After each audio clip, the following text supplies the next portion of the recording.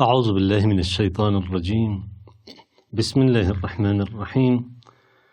والصلاة والسلام على سيدنا Muhammad وآله الطيبين الطاهرين. En el nombre de Dios, el compasivo, el misericordioso, que las bendiciones de Dios sean con el profeta del Islam, Muhammad, y los inmaculados imames de su familia. En esta tercera sesión sobre cuestiones modernas del Kalam o Kalam o nuevo Kalam, como se lo quiera llamar, trataremos el tema de la razón y la religión, el intelecto y la religión. El intelecto y la religión a lo largo de la historia de Occidente ha sido un tema controversial. No así dentro de lo que es la tradición islámica. Pero esta evolución del tema, este desarrollo del tema como tuvo lugar en Occidente en distintas etapas de la historia, obviamente ha tenido influencia después ya no solo en las nociones o conceptos religiosos del Oriente, sino en todo el mundo. La cuestión del intelecto y la razón, abarcan temas muy comunes, hasta podemos decir que es el mismo tema, temas muy comunes a otros títulos similares como la revelación y la razón, la transmisión religiosa y las inferencias racionales, el intelecto y la fe, la razón y la ley divina. Son todos temas con pequeñas diferencias. Llegan a ser temas donde se tratan argumentos similares que al fin y al cabo vuelven a la relación que existe entre la razón y la religión, ciencia y religión. Y son todos temas que ya fueron abordados dentro de lo que es la ciencia del Kalam en el Islam. Es más, podemos decir que todos los temas del Kalam, de alguna manera, del Kalam islámico, lo que es la teología islámica, se derivan de las inferencias racionales. Por lo tanto, el tema del intelecto prácticamente ha estado presente en los diferentes temas desarrollados a lo largo de la historia del Kalam islámico por sus diferentes tendencias. Y digo diferentes tendencias a pesar de que algunas de las corrientes islámicas se basaron más en el intelecto y otras se basaron menos o directamente dejaron de lado el intelecto real, pero siguieron considerando el intelecto nominal. Vamos a explicar un poquito este tema, puesto que hay tantas aleyas del Sagrado Corán y hay tantos hadices, narraciones del profeta y de los imames que incentivan al intelecto, aleyas del Sagrado Corán donde incita a los creyentes a valerse del intelecto. ¿Acaso no reflexionan? ¿Acaso no razonan? Estos son signos para los dotados de intelecto, estos son signos para los dotados de razón, y no lo reflexionarán sino aquellos dotados de una razón. Todas son frases que encontramos en el Sagrado Corán, e incluso las más que no pueden negar ni siquiera las corrientes más extremistas en cuanto a su actitud literal frente a los textos sagrados. Pero lo que hacen es interpretarla, que todo aquello que Dios dice es intelecto y razón, que nosotros por nuestra cuenta no podemos llegar a inferir algo, a inferir lo bueno o malo según la razón, sino que lo que Dios dice es la razón, lo que está en el Corán es la razón, lo cual sería un círculo vicioso. Como sea el caso, en el Islam siempre se ha dado un impulso y se ha apoyado el uso de las inferencias intelectivas, si bien ha habido algunos grupos extremistas que han desaparecido a lo largo de la historia académica, por lo menos, que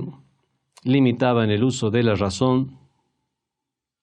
circunscribiéndola o dejándola siempre bajo las directrices de la transmisión religiosa.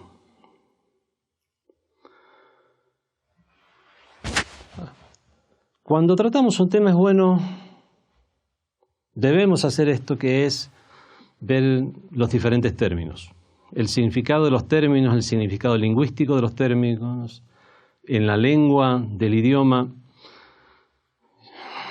de los diferentes idiomas, qué es lo que significa, en este caso, la razón o el intelecto en el idioma castellano, y por supuesto veremos en el idioma árabe cuál es el sentido lingüístico también, etimológico,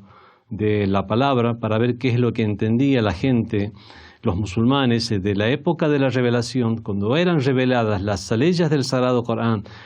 cuando aquellos que eran contemporáneos al profeta del Islam y contemporáneos a los imames de Ahlul Bayt, con todos ellos sea la paz,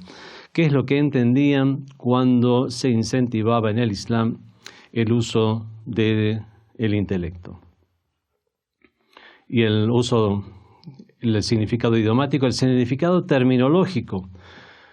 esa acepción, ese término, cómo se lo ha tomado ya dentro de las ciencias islámicas, en particular, y la teología, la filosofía y la gnosis, mucho más específicamente. En el idioma árabe, razón o intelecto se dice aql.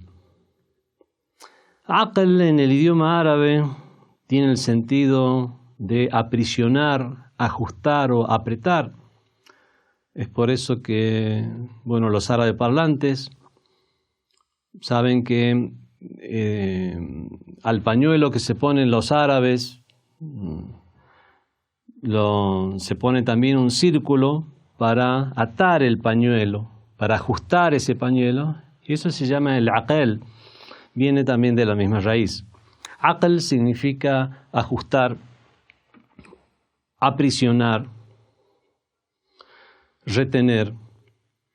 y se refiere, por supuesto, al hecho de retener a las pasiones humanas usando esa fuerza intelectiva, ese poder de razonamiento que tiene el ser humano.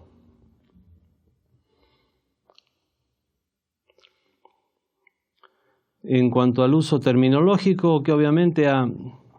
llegado a tener, hay unas pequeñas variantes del término que ha ido adoptando en diferentes materias. Por ejemplo, para dar un ejemplo más específico, aquellas personas que se han adentrado en la filosofía islámica,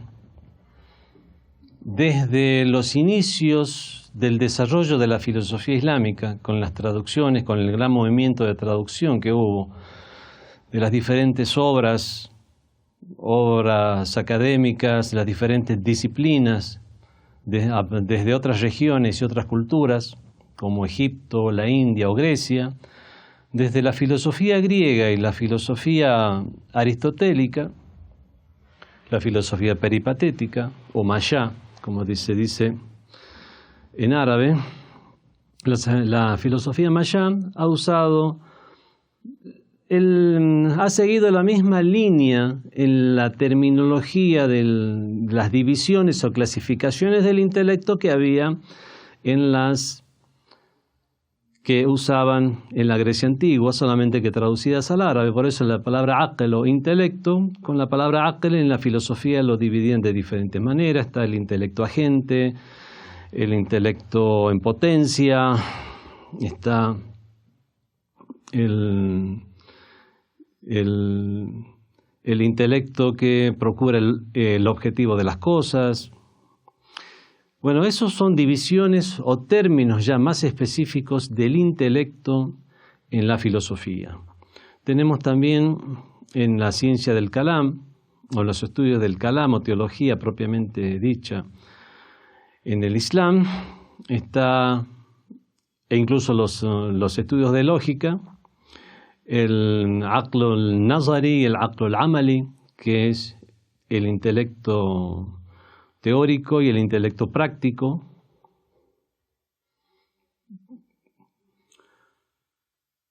Y así otras clasificaciones que podemos encontrar en otras diferentes ciencias. En la gnosis, el Aql Jauhari, que es el intelecto esencial, el intelecto instrumental. En general, la palabra intelecto, como nos ha llegado en el Sagrado Corán y las narraciones, tiene más que ver con ese significado de intelecto, que es el significado etimológico de la palabra. Es el significado usual al entendimiento común de las personas, que es realmente el uso del poder de razonamiento del ser humano de manera general. Y esto es a lo cual se incentiva dentro de las narraciones y las leyes del Sagrado Corán, y eso nunca estuvo dentro de lo que es la religión islámica, en contraposición a la religión, sino que todo lo contrario, siguiendo la misma línea de apoyo que dio la religión siempre al saber, es que se lo ha fomentado.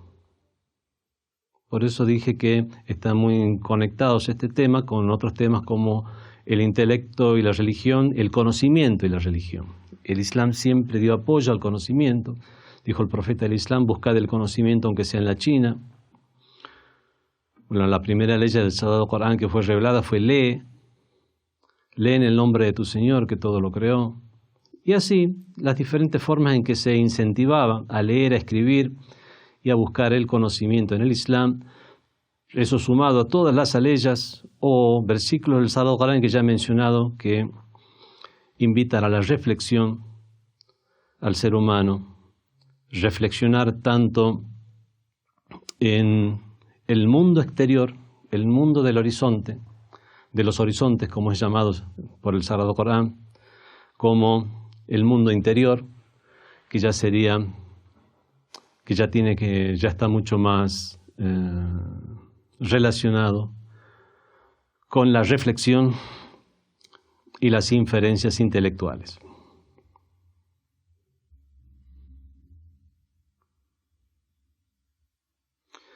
En este tema que se trata en el Kalam Jadid, en el nuevo Kalam, o en las nuevas cuestiones de la ciencia del Kalam,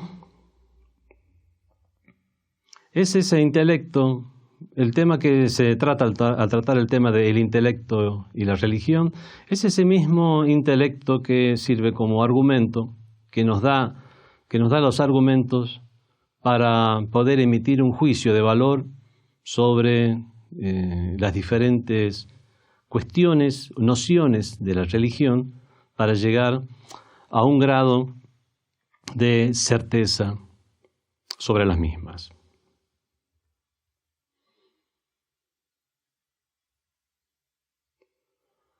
Bueno, desde que el intelecto, estamos viendo cuál es la religión cuál es la relación que tiene con la religión, es que vamos a ver un poco estos términos religión, revelación, fe, y estos términos, cuáles son los alcances que tienen. Cuando decimos religión, en idioma árabe din, estamos hablando de toda esa serie de nociones que de parte de Dios Todopoderoso fueron reveladas en la forma de wahi, o revelación, inspiración, a los profetas con el propósito de guiar a la humanidad. Bueno, en general. Esto es el propósito de la religión. La revelación es una conexión con el mundo del más allá, que se establece con el mundo del más allá, y por lo tanto son nociones que en la forma de orientaciones son transmitidas a los seres humanos para su guía, para que reconozcan el objetivo y la forma de llegar a ese objetivo.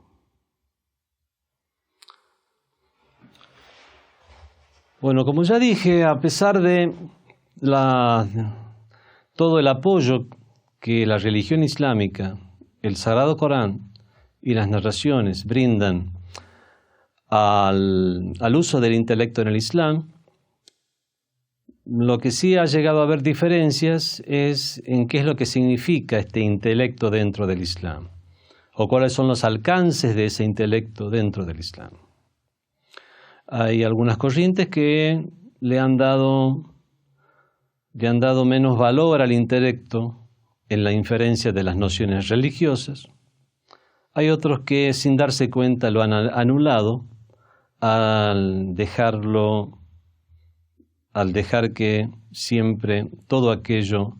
que disponga la tradición religiosa o lo transmitido religiosamente sea lo que defina qué es lo que es razonable o no. Así que si bien mantuvieron el término, anularon su uso, el uso del intelecto o su utilización.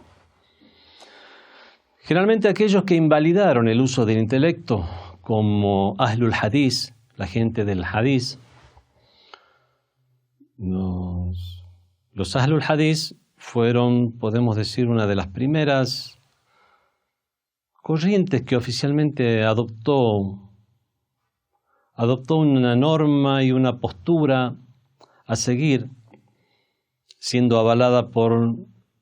los gobernantes o de aquellos que se hicieron con el poder en el mundo islámico, califas u otros. Pero a causa de dejar de lado las inferencias intelectuales y por la gran contradicción que había en sus métodos, que era el método de la transmisión y la transmisión a través del hadith, incluso dejando de lado el Sagrado Corán, al considerar que era muy difícil llegar a acceder a las nociones del Sagrado Corán,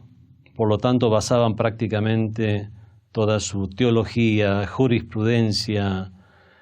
y orientaciones para la sociedad en lo que es el hadith, y es por eso que fueron llamados la gente del hadith. Bueno, irónicamente fue precisamente estos gobiernos que terminaron apoyando a estas corrientes las que habían prohibido la escritura del hadith por un periodo de prácticamente 100 años después de el fallecimiento del profeta del Islam, la bendición y la paz sean con él y su descendencia, y después de haber sido liberada la escritura del hadith y comenzado a compilarse las diferentes obras respecto al hadith, primeramente sin criterios rigurosos, hasta que en una primera etapa, en una segunda etapa, hasta que por fin en una tercera etapa comenzaron a implementarse criterios ya de estudios del hadith, cuando ya se compilaron lo que es en el mundo sunni y se conoce como los sihah. Hasta llegar a eso, primero hubo una especie de caos en cuanto a los hadices, y fue en medio de ese caos que se extrajeron muchas nociones de carácter antropomorfista, como que Dios tiene un cuerpo, como que astaghfirullah, y ese tipo de cuestiones con las cuales se hicieron conocidos los Ahlul Hadith, y fue precisamente por esa caótica manera de extraer las nociones de compilaciones de hadices sin clasificar, es que finalmente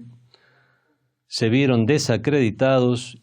y dieron lugar a que surjan otras corrientes más serias, ya mucho más académicas, como los mu'tazilitas o los ash'aritas, siendo la corriente de los ash'aritas la predominante en el mundo de los sunnis. Estas corrientes de Ahlul Hadith, que limitaron tanto el uso del intelecto, finalmente se perdieron en la historia. Lamentablemente fueron reflotadas, primero ocasionalmente, por una persona llamada Ibn Taymiyah, muy literalista,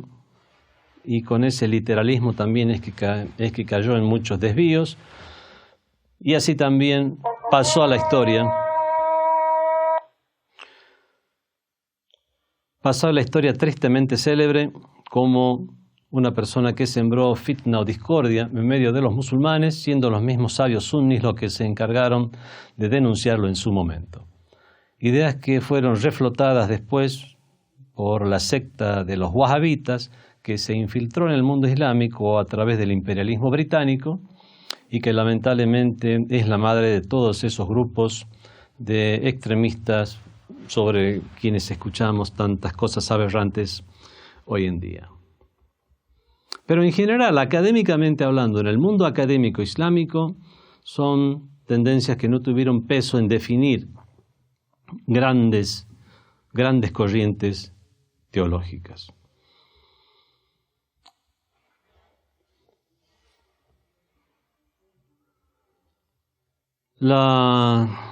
Como contrapartida a este accionar irracional de los Ahlul Hadith, eso tuvo una reacción dentro del grupo de aquellos que apoyaban a los primeros califas, a la legitimidad de los primeros califas, y que apoyaban al Islam formal como se venía dando en la mayor parte del mundo islámico, en su forma aparente. Por decirlo más claro, el Islam en su forma aparente sunni, como se lo ve hoy en día, es que surgieron los mu'tazilitas. Solo que estos hicieron un uso del intelecto, un uso extremo. ¿Se puede hacer un uso extremo del intelecto? Al final, ¿cuáles son los alcances del intelecto? Y ese es uno de los temas que tenemos que hablar ahora. Realmente, los alcances del intelecto hay que hacer un uso máximo, un uso medio, un uso mínimo. ¿Cuáles son los alcances del mismo? Bueno, ya vamos a tratar este tema.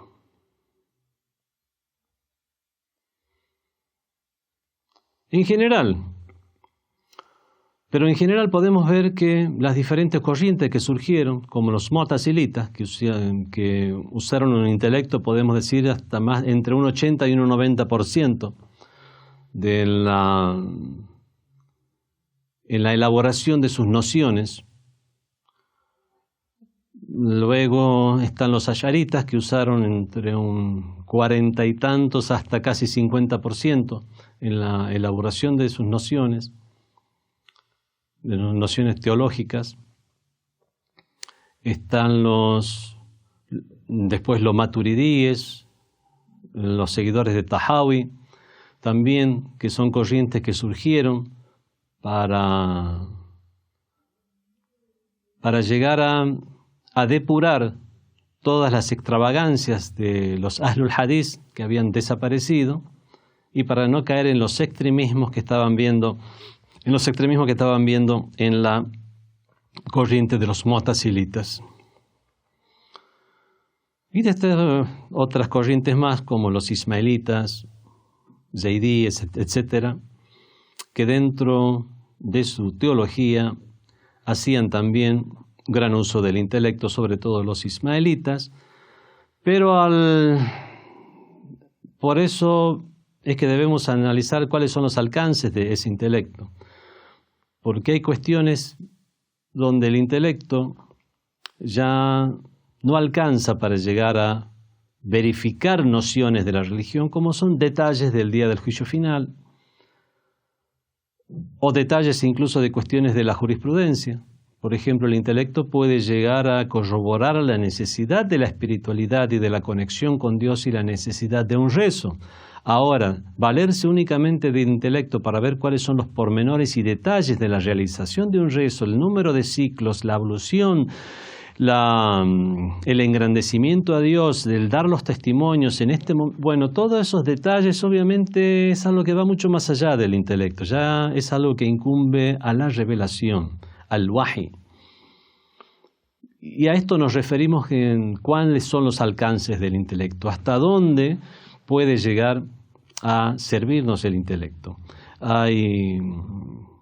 algunas corrientes como la de los ismaelitas, que precisamente se volvieron bateníes en el sentido de buscar un sentido esotérico a las cuestiones porque le daban a su intelecto el aval para llegar a reinterpretar muchas cuestiones relacionadas incluso a la jurisprudencia islámica para darle un sentido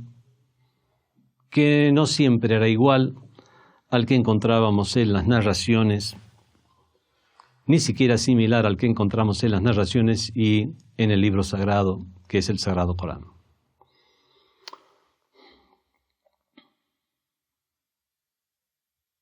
Bueno, pero vemos que en ninguna de estas corrientes se anuló el rol o papel que desempeña el intelecto, cosa que no sucedió en el cristianismo, en muchas corrientes, sobre todo en el catolicismo medieval. En el catolicismo medieval vemos que realmente hubo una contraposición entre ciencia y fe y entre razón y fe. Y eso es lo que dio lugar a este tema en el Occidente para que fuera desarrollado con matices propios de las contradicciones que se dieron en el mundo occidental y que después llegaron a influir en el mundo islámico por parte de intelectuales más conocedores del Occidente que de las culturas del Oriente, a pesar de ser musulmanes, que tomaron como noción como una noción absoluta, que en general la religión se contrapone a la ciencia y que la fe no está de la mano de las inferencias racionales, cosa que es algo que en el Islam nunca tuvo lugar.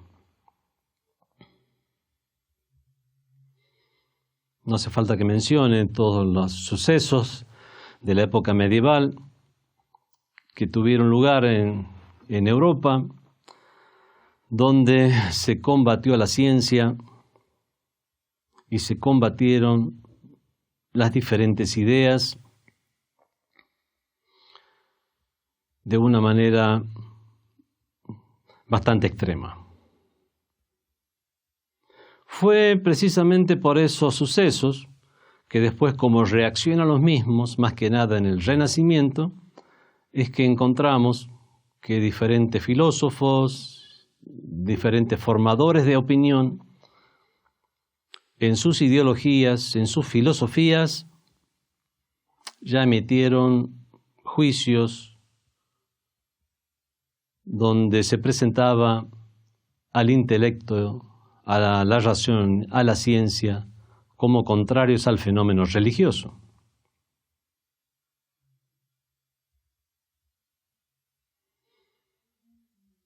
Si bien los primeros sabios que tocaron este tema, o sabios del Occidente, en medio de esa terrible contradicción que había en el Occidente en la época medieval, no eran ateos ni nada por el estilo, todo lo contrario, quisieron usar sus filosofías y sus nociones acerca del mundo para tratar de congeniar entre las ideas religiosas y la ciencia. Eso es lo que pasó con Descartes, eso es lo que pasó con Leibniz, eso es lo que pasó con muchos otros autores de ese entonces, e incluso con otros posteriores,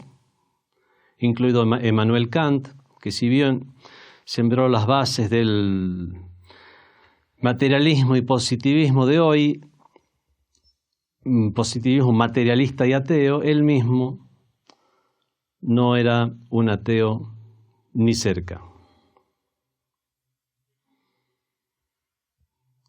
Filósofos ya escolásticos como Alberto Magno, como Tomás de Aquino, usaron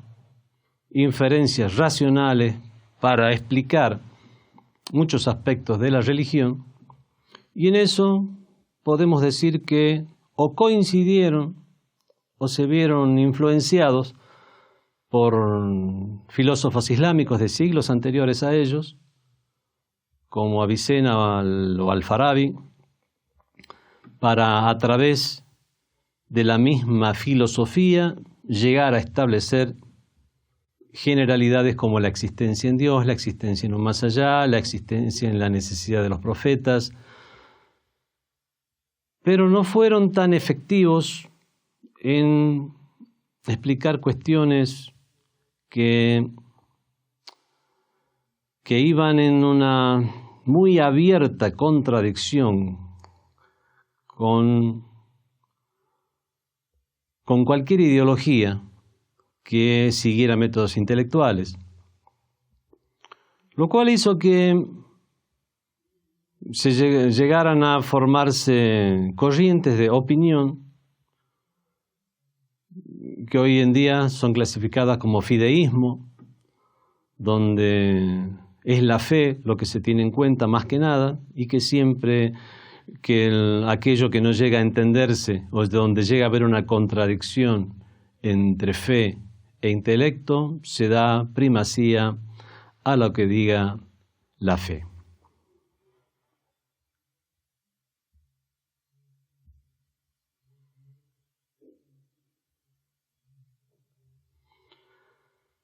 Después, en la época del Renacimiento, ahí llegó a haber ya tres grandes corrientes. La primera de las corrientes es la corriente intelectual,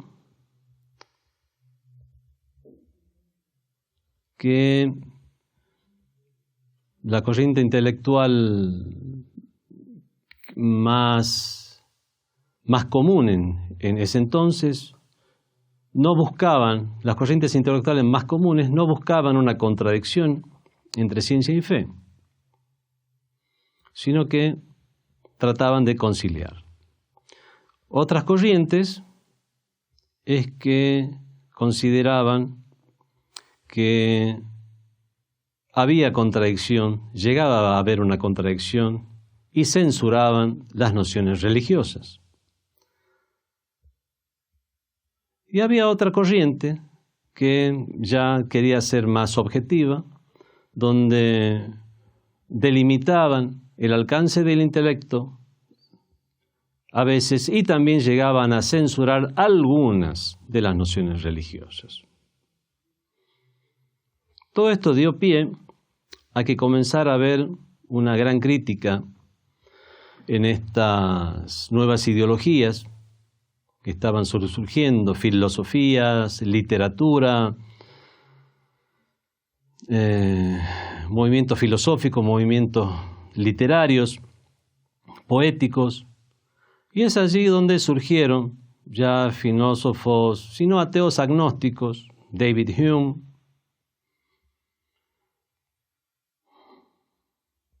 y otros que llegaron a, así como llegaron a dar impulso a un nuevo tipo de escepticismo dentro de la filosofía.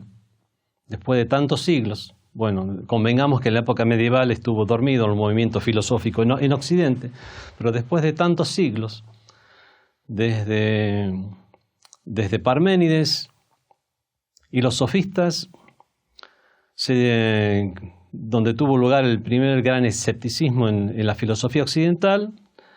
se llegó a elaborar un segundo escepticismo de la mano de Hume, y donde en ese escepticismo obviamente había un escepticismo también relacionado a las nociones religiosas. Ese escepticismo en el cual se trataba de demostrar que no se puede llegar a alcanzar la realidad o ninguna noción real, porque al fin y al cabo nunca tendremos esa noción realmente, nunca alcanzará nuestra razón o la razón pura. Y es aquí donde Immanuel Kant llega a hacer una diferencia entre lo que es la razón pura y la razón práctica, y por querer llegar a anular el escepticismo de Hume, da pasos en tratar de lograr nociones que ya tengan una realidad, si no en la razón real o la razón pura, por lo menos en la razón práctica. Pero en ese intento de contrarrestar el escepticismo de Hume, lo que hizo fue avalar que es imposible alcanzar la razón pura y se quedó únicamente en una razón práctica, que eso después, con el paso del tiempo, hizo que se creara un positivismo materialista ateo, aunque no era su intención inicial. Dentro de esa negación de realidades, obviamente estaba la negación de las realidades religiosas. Dentro de ese relativismo que se quiso imponer a todo tipo de nociones, incluidas las nociones religiosas, es que ya no se le daba acreditación a las mismas, sino que estaban ya supeditadas a las inferencias de la razón práctica. Como sea el caso, este fue el devenir histórico, cronológico del tema de la relación entre la razón o intelecto y la religión en Occidente, en el cual se trató también si se podían llegar a establecer o no realidades metafísicas. Y la mayoría de estas filosofías o corrientes llegaron a quitarle acreditación a la teología y a las nociones religiosas como una verdadera ciencia, y es por eso que encontramos que la palabra científico, o sea, aquel experto en la ciencia, en los idiomas occidentales, incluido el castellano, al decir un científico, nos imaginamos a alguien, un sabio en ciencias experimentales, en ciencias naturales, pero no en un sabio religioso. Ya científico, bueno, eso es algo que no ha sucedido en el Oriente. Y es por eso que cuando queremos traducir la palabra alem significa sabio. Cuando hablamos un alimul fizia, un sabio en física, ahí podremos traducir al castellano como científico. Pero un alem dini, pero un sabio religioso, no lo vamos a traducir como un científico. Esas evoluciones que ha habido en el Occidente, en aquello que se ha llegado a considerar ciencia o no, obviamente ha afectado incluso al idioma. Y cómo no fue afectado en el idioma árabe, es que vemos cómo el devenir o desarrollo del tema fue de una manera totalmente diferente.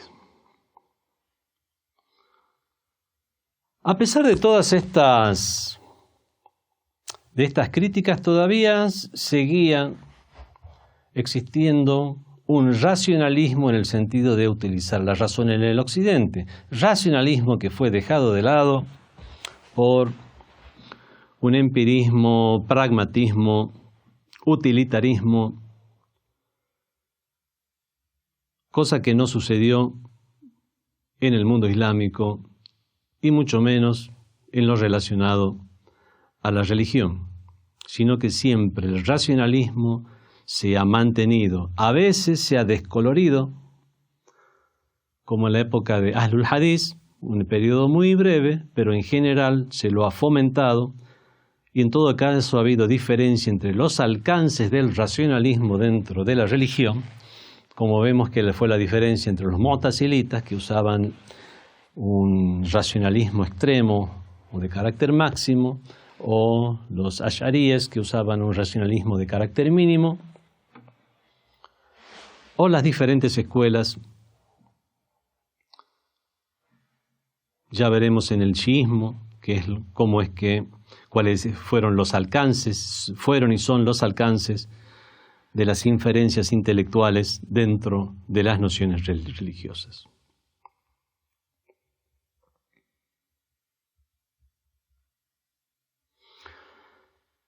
Por el hecho que se ha dado tanto aval al rol del intelecto en el Sagrado Corán y en las narraciones, eso posibilitó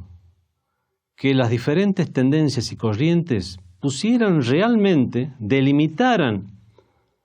de una forma muy explícita el rol y papel que jugaba o que debería jugar el intelecto en los diferentes temas.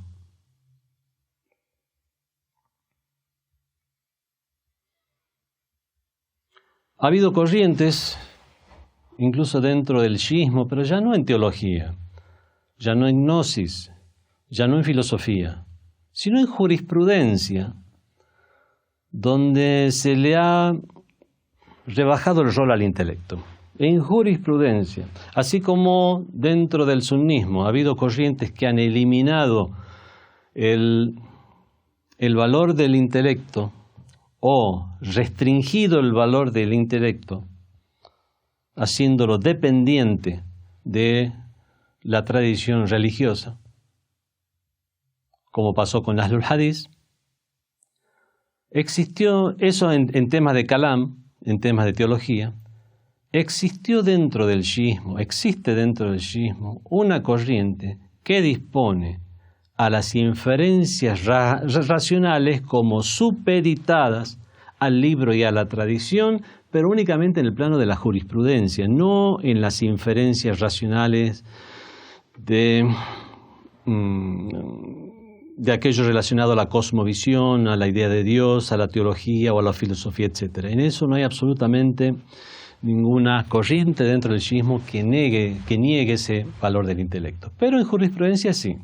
En jurisprudencia los sabios chiitas se han dividido, o jafaritas para ser más precisos al hablar de jurisprudencia, los sabios jafaritas se han dividido en usulíes y akhbaríes. Los usulíes siguen principios de usul al-faqh, los principios de jurisprudencia. En los principios de jurisprudencia se realizan estudios de lógica, estudios de semántica, estudio de las diferentes del mismo idioma y qué es lo que se puede comprender del mismo idioma, cuáles son las inferencias, cuáles son las fuentes de la jurisprudencia, en este caso el Sagrado Corán y las narraciones, cuál es el alcance de las frases en las narraciones, frases explícitas, frases ambiguas, frases aparentes, cuál es la diferencia entre un juicio, el juicio a emitir en jurisprudencia y el tema de ese juicio dentro de la jurisprudencia, al cambiar las condiciones puede llegar a ampliarse o a reducirse un tema, y si es así, si se amplía o reduce un juicio. ¿Cuál es la relación entre los juicios? Hay juicios donde se emiten dictámenes de carácter general, pero puede haber dentro de esa generalidad una excepción a las reglas, sí, puede llegar a haberla. Entonces, por eso que tenemos cuestiones que son generales, que pueden estar particularizadas, cuestiones absolutas que pueden estar restringidas, hay temas que pueden llegar a ampliarse o a reducirse, es el tema de lo que es el urud en la jurisprudencia, o el tema del hukuma. El hukuma es cuando gobierno es cuando una narración gobierna por sobre otra narración, un juicio gobierna por sobre otro juicio, como por ejemplo, si en el mismo momento estoy rezando y veo que una persona se está ahogando en un río que está cerca mío, hay dos juicios. Uno es la obligación de rezar, otra es la obligación de salvar a una persona. Obviamente el juicio de salvar a una persona gobierna por sobre el juicio de la obligación de ese rezo. Bueno, eso es algo que incluso está bien explicado o bien inferido por los sabios a través de sus fuentes de la jurisprudencia, que son el Corán, las narraciones y las inferencias racionales. Todo eso son estudios que realizan los usulíes, los que siguen o aceptan la ciencia de usul, al-fiqh, principios de jurisprudencia, como materia preliminar para la jurisprudencia propiamente dicha. Bueno, los akhbaríes no siguen estos principios en lo que hace a su parte, en lo que se refiere a las inferencias racionales, sino que cualquier inferencia racional tiene que estar supeditada al libro y a la tradición, al Sagrado Corán y a las narraciones acreditadas que existieran sobre un tema, y si hay un aval de esa actitud o inferencia racional dentro de esa ley o dentro de ese hadiz avalado y acreditado, es que recién se tomará en cuenta esa inferencia. Y esa es la diferencia que hay entre usulíes y akhbaríes en jurisprudencia y no en filosofía, teología o gnosis. Es muy importante dejar esto en claro, porque cualquier tema relacionado a lo que es el kalam o los principios de la fe tienen que ser inferidos por la persona de manera independiente y no conformar un círculo vicioso por el hecho de decir creo en Dios porque Dios lo dice en el Corán o porque lo dicen las narraciones, porque eso obviamente es un círculo vicioso. La única forma de salir de ese círculo vicioso y llegar a un argumento valedero es usando las inferencias racionales, y eso es algo que es aceptado por todas las corrientes del kalam en el mundo del Islam.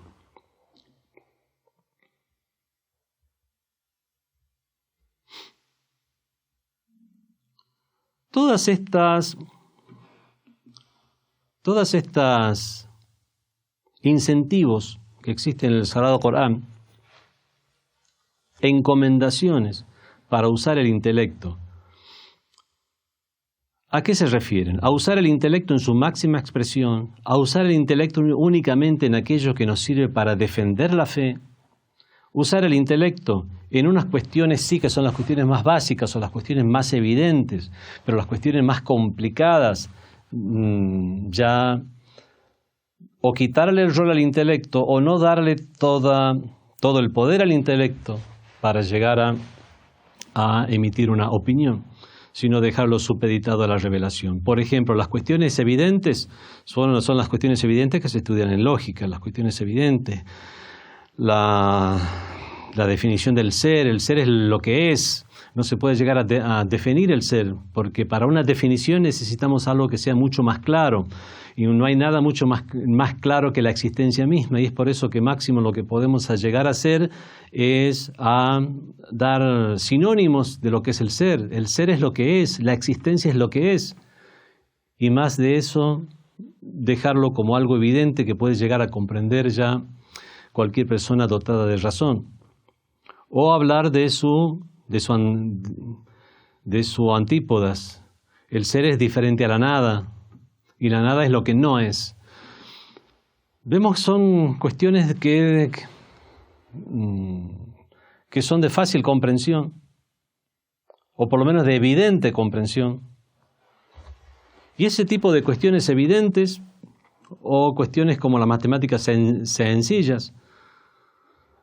son cuestiones que puede llegar a puede inferir el intelecto sin ningún otro argumento de carácter sensorial. Pensamos en dos cosas iguales y otras dos cosas más que son iguales, y bueno, y eso nos hace que ahora tengamos cuatro cosas, estemos imaginando cuatro cosas. No hace falta ninguna ninguna información sensorial extra para llegar a esa conclusión. Bueno, ese tipo de conclusiones evidentes es lo que todas las corrientes del Islam aceptan como inferencias racionales a tener en cuenta. Parece algo muy simple y muy bobo, pero si analizamos que uno es solamente uno y nunca uno más uno puede ser uno, ahí podemos llegar a comprender cómo algo tan simple puede llegar a orientarnos a la unicidad de Dios.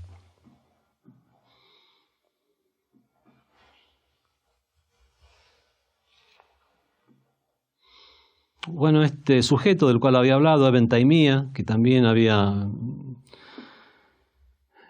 hablado acerca del intelecto, pero le había quitado valor, dijo que todas estas ciencias que son netamente intelectuales, como la filosofía o la lógica, es algo que alejan de Dios y alejan de la verdad. Bueno, estas son excepciones a la regla, excepciones a la regla de que en el Islam nunca ha existido corrientes que estuvieran en contra del intelecto. Bueno, realmente el peso académico que llegaba a tener este hombre en ese entonces, siendo censurado por sus pares correligionarios, hace que directamente no haya sido tenido en cuenta en su momento su opinión, sino reflotada más tardíamente ya por conspiraciones como la introducción de la secta de los wahabitas. Por lo tanto,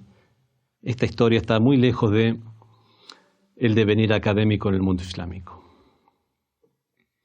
Bueno, cuestiones relacionadas con la justicia divina, que la justicia divina es algo que nosotros podemos llegar a discernir de manera independiente. Eso es algo en lo cual están de acuerdo los imamitas, shias, como los mutazilitas, y están en desacuerdo los asharitas al decir que es justo lo que Dios hace. Si Dios llegara a decidir que deben ingresar en el infierno todos los profetas, personas santas y virtuosas, hacer ingresar al paraíso a todos los criminales, por el solo hecho de que la hace Dios, eso ya es la justicia. Por lo tanto, la justicia ya estaría supeditada a lo que Dios defina que es. En cambio, dentro de los mutazilitas e imamitas, no, la justicia en sí tiene, podemos llegar a inferir lo bueno y malo de manera, con nuestras inferencias racionales. Temas como este obviamente se han dado en el mundo del Islam.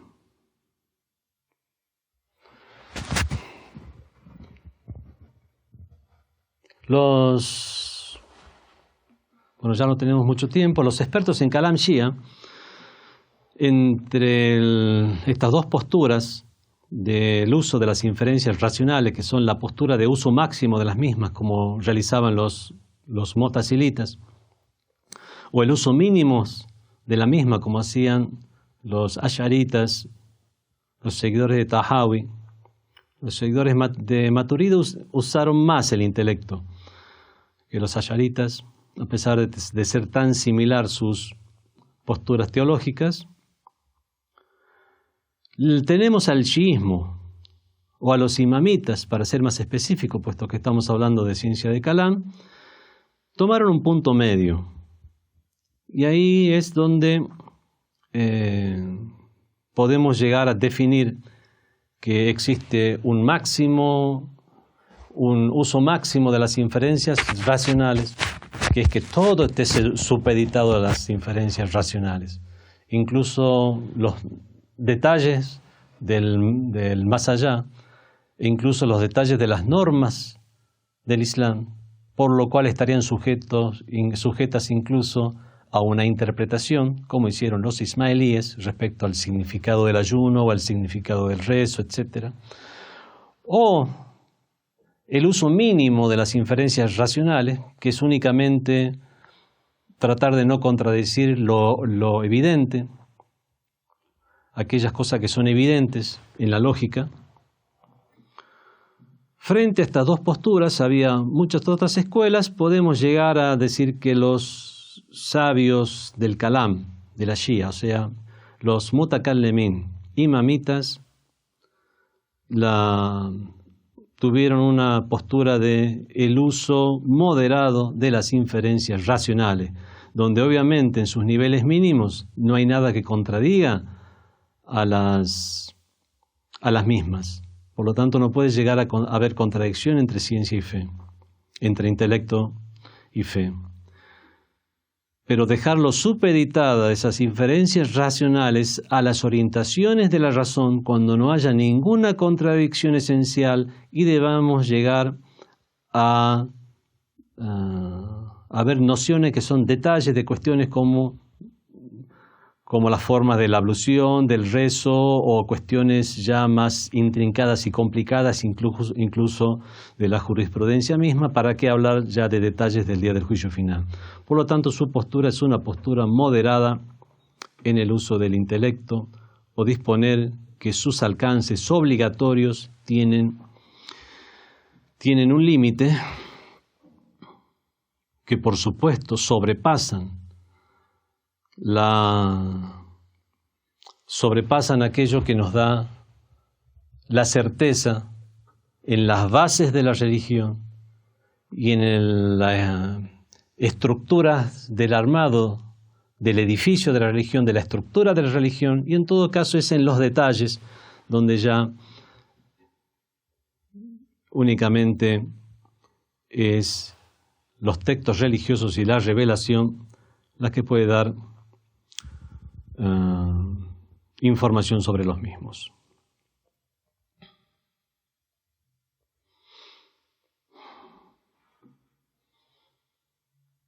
Bueno, este racionalismo moderado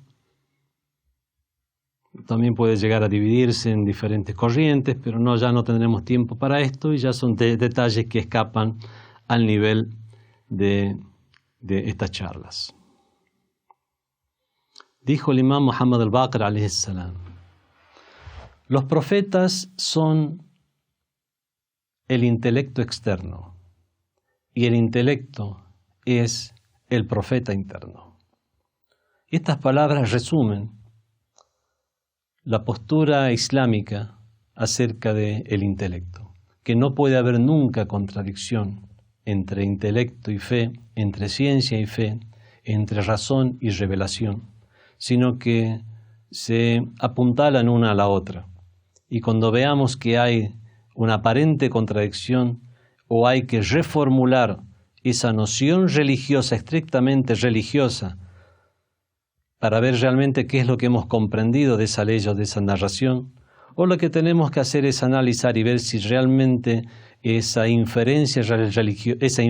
intelectual es una inferencia de cuestiones evidentes o ya son inferencias hipotéticas por ideologías o hipótesis que pueden llegar a ser variables con el tiempo. Pero sabemos y estamos seguros que nunca va a haber una contradicción entre intelecto y razón. Wassalamu alaikum wa rahmatullahi wa barakatuh. Fátima TV, saberes que iluminan el alma. Síguenos en youtube.com/FátimaTVES o en nuestro sitio web fatimatv.es.